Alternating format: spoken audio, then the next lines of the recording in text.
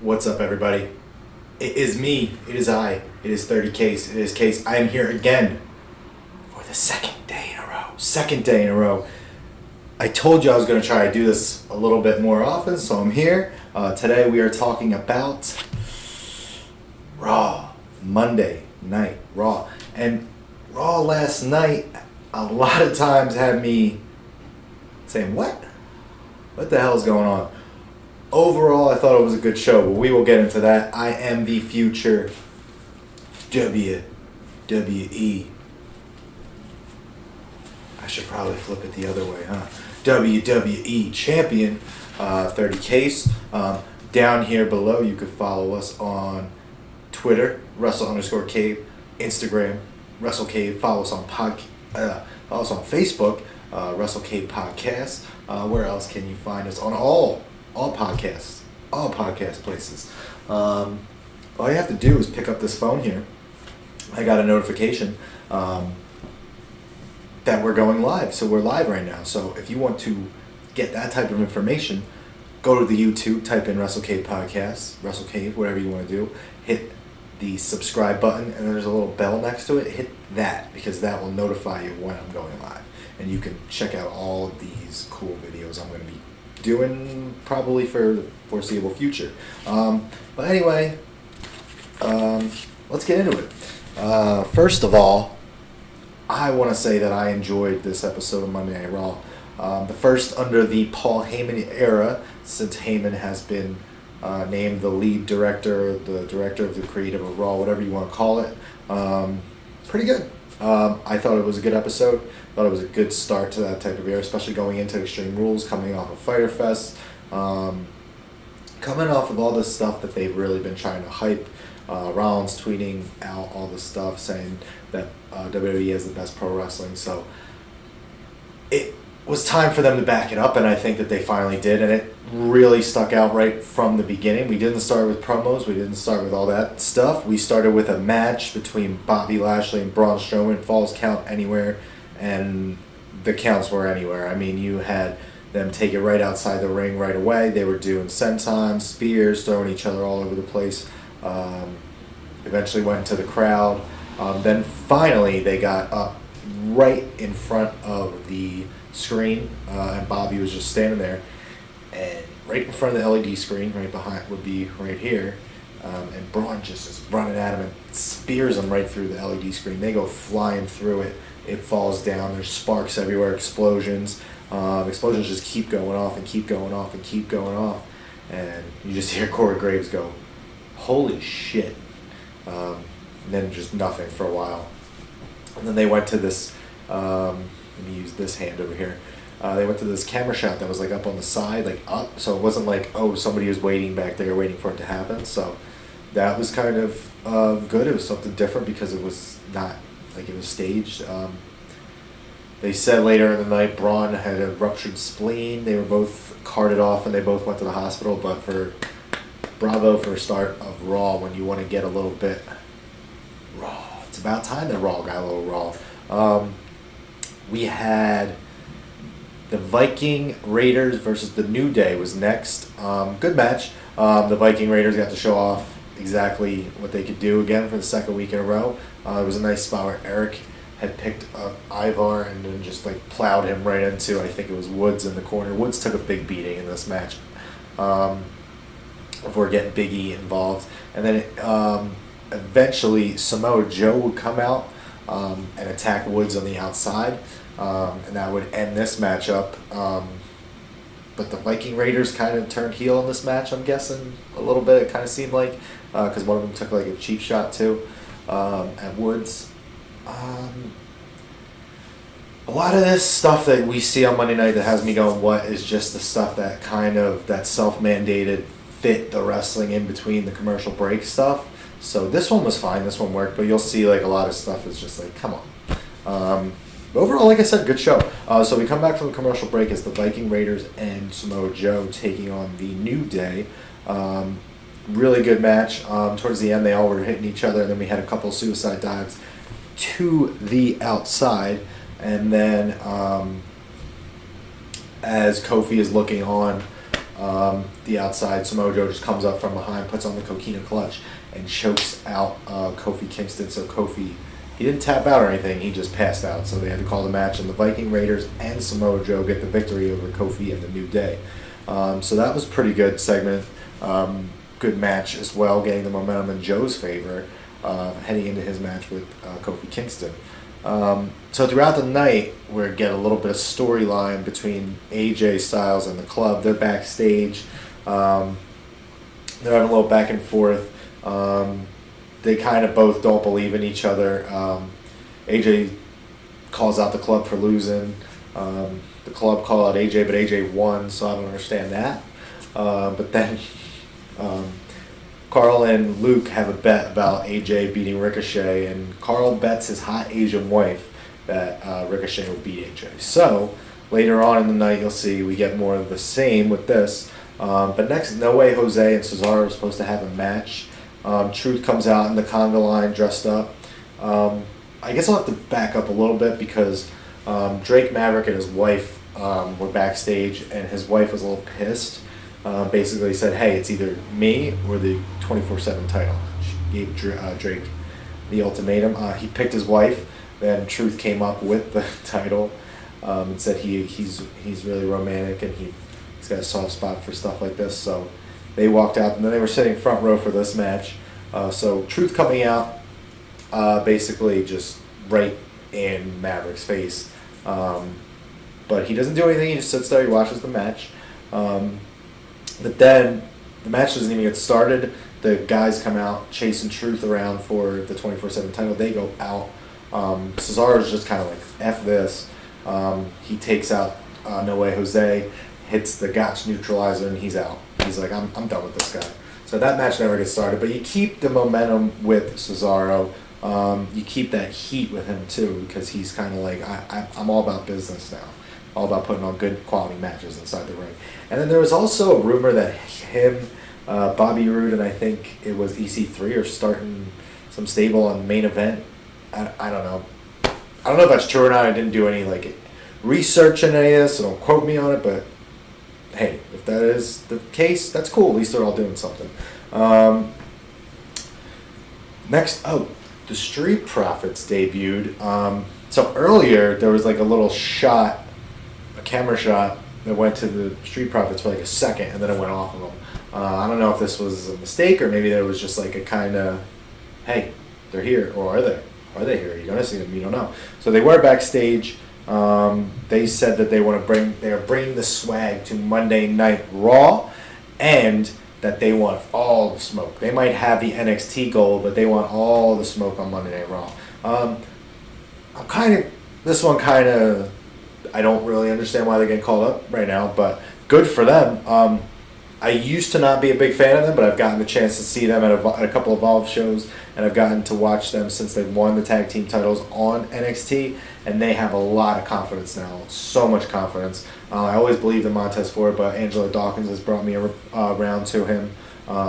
So good for those guys. I just hope there's continuity there, they can do both. Don't just kind of debut them and then bring them back down. They're not nowhere to be seen like we've seen so many other times. Yes, we have.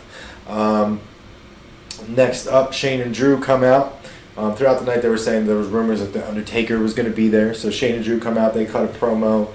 Drew saying he don't care about The Undertaker. Shane saying, Roman Reigns had to call up The Undertaker to help save him and all this. And The Undertaker's music hits. The bells.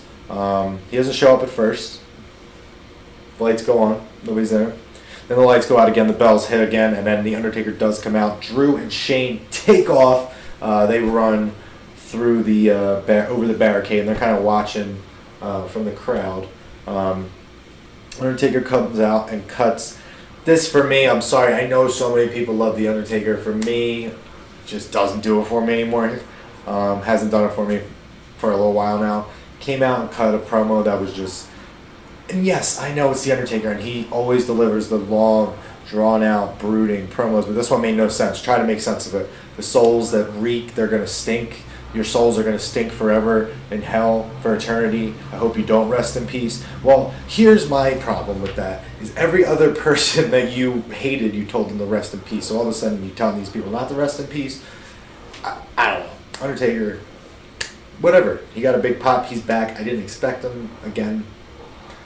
Glad he's back and working with people that he should be working with, as opposed to one-on-one matches with other 50-year-old guys. So this is a perfect spot for him. I hope he does well in this match. I really do. We'll see. We'll see what happens. But this promo didn't do it for me. This whole segment really didn't do it for me.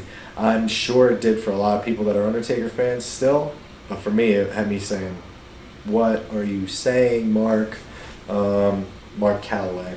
Anyway, next up, we had Lacey versus Natty. Lacey came out with Baron Corbin, who got involved. He ended up helping her win by getting a little distraction. And Lacey, bam, with the women's right to Natty's face. So they won that matchup, or Lacey won that matchup with a little bit of help. Again, we had the club baiting AJ and Ricochet back and forth. They end up getting face-to-face. They end up slapping the shit out of each other, actually. So tonight we're going to get a match between Ricochet and AJ Styles for the U.S. Championship. So that's pretty friggin' awesome. The next thing that happened for me was just a complete miss. This is what I'm talking. This next segment is what I'm talking about with the whole wrestling between the commercial breaks and all that stuff. We had yet again, for the second week, maybe third week in a row, a 2 out of 3 falls match.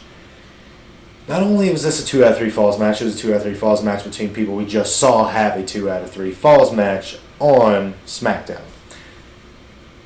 No need for this. It didn't really make sense. You're giving both these guys just like 50-50 booking because they're both getting one here, one here, one here.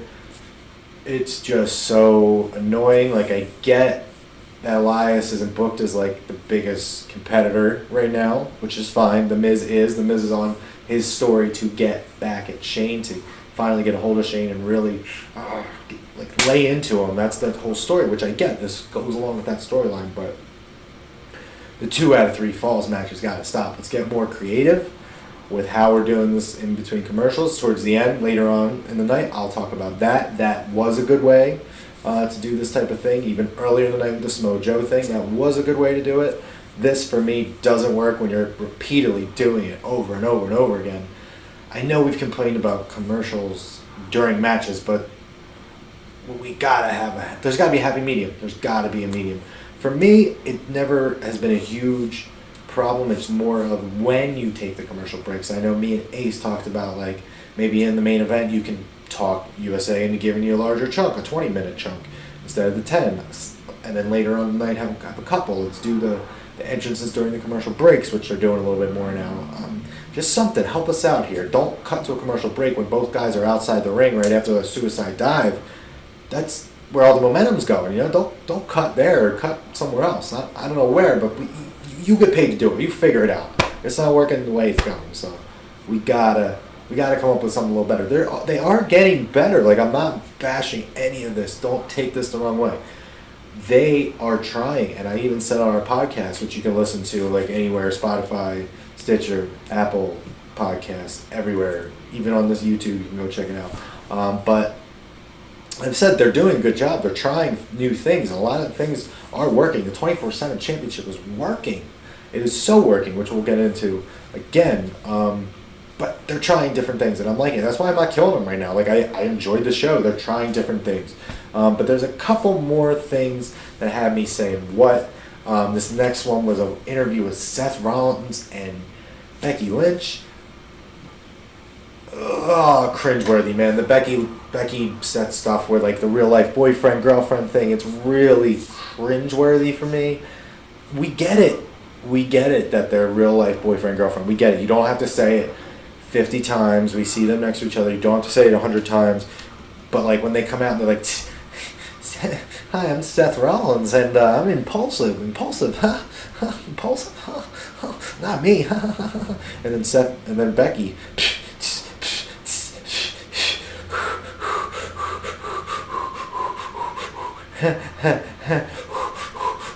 No. Like, No, it just isn't. That isn't working. For me, maybe it is for you. Maybe it is. For me, it's corny. I'm sure Becky didn't make her name doing stuff like this. Build her name up doing stuff like this. Yes, she is funny. Yes, she can be funny. Yes, she can be corny. But this is just... That's just one man's opinion. Then Maria and Mike come in, which is good. Glad to see those guys on TV. It's been quite some time. They've been on like actual WWE TV since like Money in the Bank SmackDown 2 years ago. Wow, it's been that long. They've been on 205 Live killing it. But so they challenge, Maria and Mike challenge Seth and Becky to a match. And Maria does so by saying, "Me and my bitch," referring to Mike as her bitch, "will challenge you and your bitch." So that's how they went about that. They got in the ring. And Seth really took it to Mike. And I gotta say, sorry, my dog is down here like limping around. He just had gone to the vet. He shouldn't be doing any of this stuff. But I gotta say, this was at least entertaining. It definitely had me saying, what? Mike and Maria out there. Becky was about to punch Maria. Maria gets a mic and says, no, I'm pregnant, you can't. And then again, Mike's like, what? You're pregnant? How's it possible? And she goes, well, you clearly not, you couldn't do it because you're not man enough, you know? She basically is saying throughout this whole thing, burying him, saying he's not man enough. I hope this is a storyline that keeps going where she kind of gets him strong enough to eventually be able to be a man for her.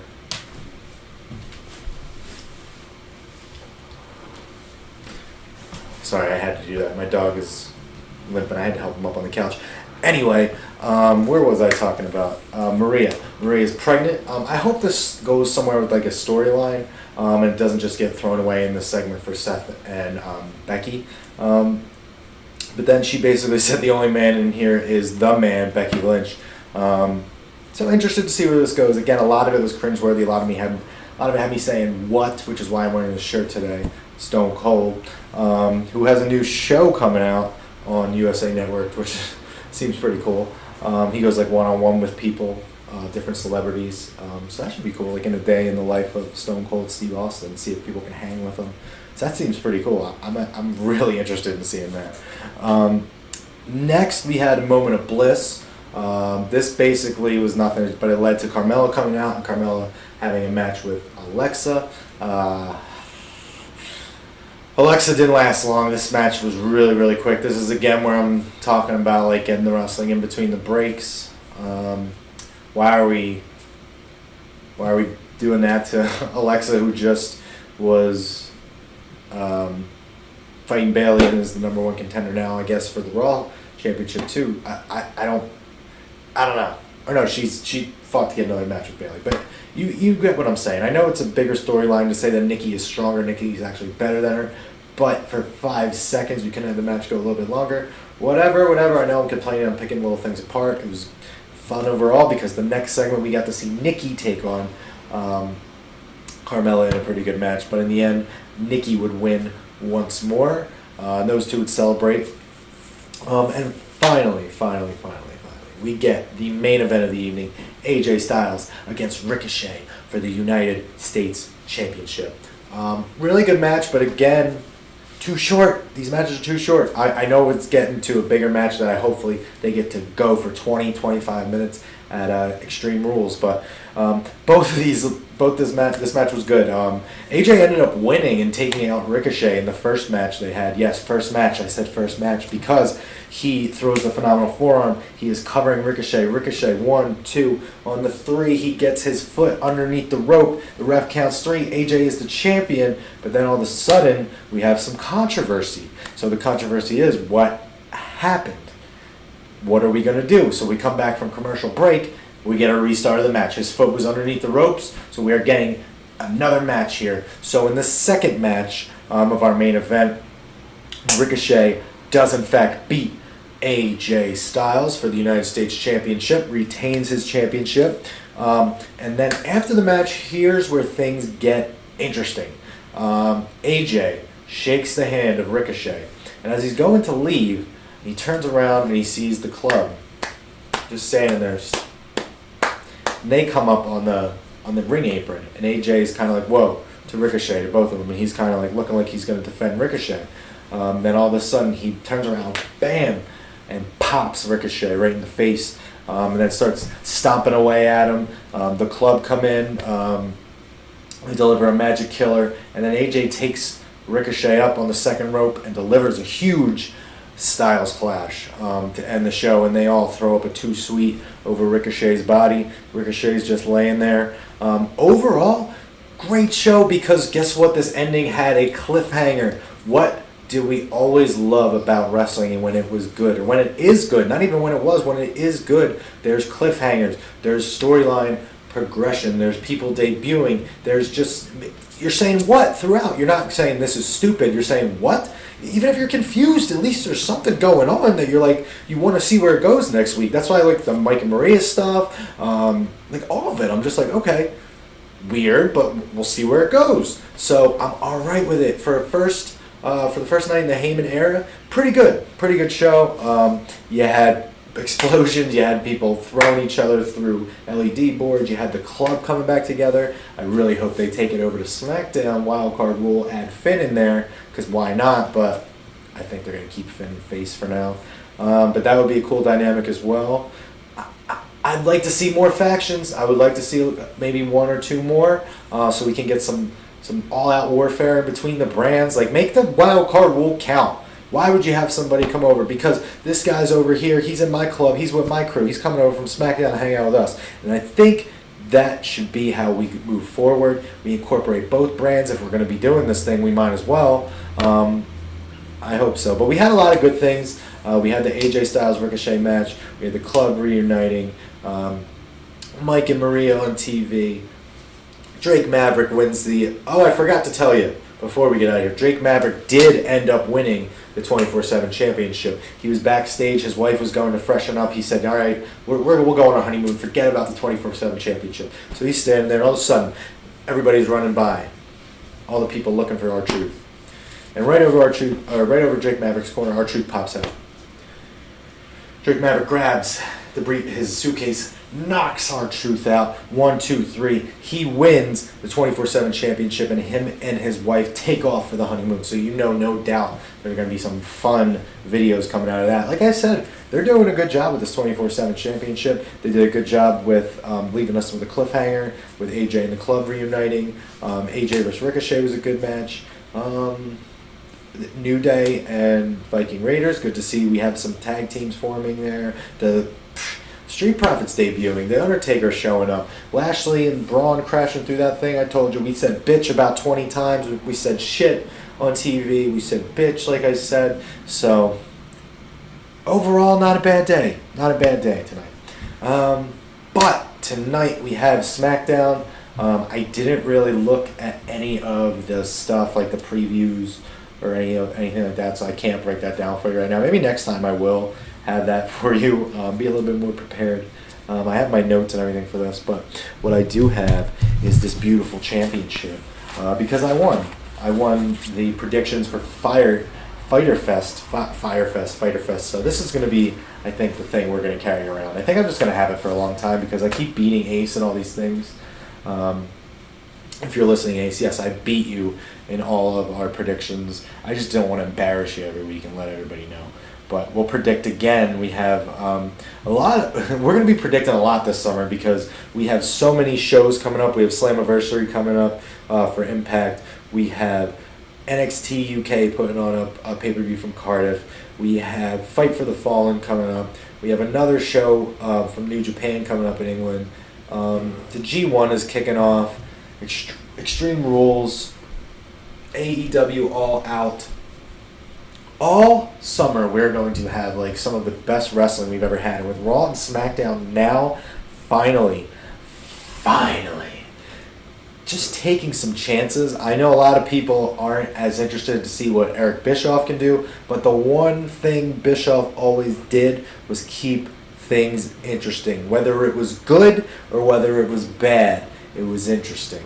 Now, I am going to tell you another thing. This is a personal thing, so I'm just telling you guys this. If you guys have ever had like weight issues, back problems, anything like that, I have started this myself. I'm not plugging this to like get money for them, but the DDP Yoga, DDPY challenge, I've been doing it myself. I'm doing a personal 90-day challenge. I'm down about 10 pounds right now. This is a large shirt, which I was extra larges about a month ago, so I'm telling you it works. I've had back problems my whole entire goddamn life, and the only thing that's ever helped is DDP Yoga. There's an app for it. There's everything. I'm doing it every day. We're actually going to do it right after I get done this video. This isn't like a promo for him. I'm just letting you guys know if you ever are having like back problems or aches and pains with your body, DDP Yoga is probably the best thing. Everybody's heard me talk about it. I talk about it in the group all the time. But just a quick thing for you guys if you're ever looking to do anything, try it out. And I'm planning, which this is a complete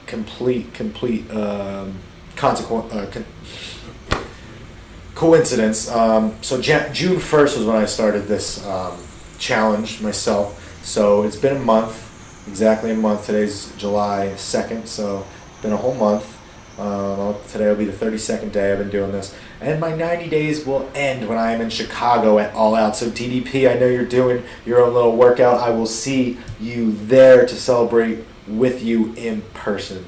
I know I've already told you about it. Hopefully you actually read it, and I'll see you there. But I'm excited for all the wrestling we have coming forward. SmackDown is tonight, NXT this week, Slammiversary this weekend. If you guys have any comments, questions, anything, leave them below. Hit like, hit subscribe. The other thing I want to say is join our Facebook group because it's pretty cool. We have over 1,400 people there. We talk about everything. We get polls. We just argue with each other, honestly, but it's like good arguing. We'll put each other in check and be like, yo, stop being disrespectful, all that stuff. We love everybody. We love all wrestling. That's what it says. We're trying to grow everything. I'm trying to grow this YouTube group here, our YouTube videos. That's why I'm trying to put them out all the time. That's why you see me different angles, different everything. I'm trying new stuff for you people. I'm trying to put out content every day, or as much as I can. I don't know about every day, but as much as I can. I got some time on my hands, so I figure why not give it to you guys. But let me know if you like it so I can continue to give it to you. I don't really have anything else to say. I know I ran through Raw. I'm just excited that there's change coming. Whether it's good, whether it's bad, at least they're trying. But I, for one, am not a hater on WWE. I'm not a hater on AEW. I'm not a hater on Impact, Ring of Honor, New Japan. I'm not a hater at all. I keep it real from promotion to promotion, and I enjoyed me some Raw this week, and I enjoyed me some Fyter Fest this weekend, and I hope and pray I enjoy some SmackDown tonight. And for everybody, I hope you do too, because all the wrestling that we're getting is glorious. Why wouldn't you be rooting for everybody? You see what's happening now. Competition is good. We're getting good Raw again. Hopefully good SmackDown again. We're going to get good TV from All Elite, hopefully, when they come to TNT. Impact, I heard, is going to move to Access TV. That's just a rumor out there. And if they're on Access TV, they hopefully will get more money to do even more stuff. But they've been killing it, and you people probably don't even know because you haven't been watching Impact, and you should. Slammiversary this weekend. I'm going to keep saying it. Watch it. Watch it. Watch it. They're doing great shit. Great shit. But enough about me trying to promote all these places. I'll tell you some places you can find me. You can find me at All Out. I will be at All Out on August 31st. I will be in the Boston area at the end of July if anybody is around, the 26th to the 28th. I will be in North Carolina right before All Out, going to different shows. I'll give you post. I'll throw out some more dates when I have them for the actual shows I'll be going to. But yeah, I'm getting around, getting out there. If you guys, let me know. And for anybody out there who is just loving wrestling right now, let me know. Hit like, hit subscribe. I'm going to go. I'm rambling now, but you've been delightful.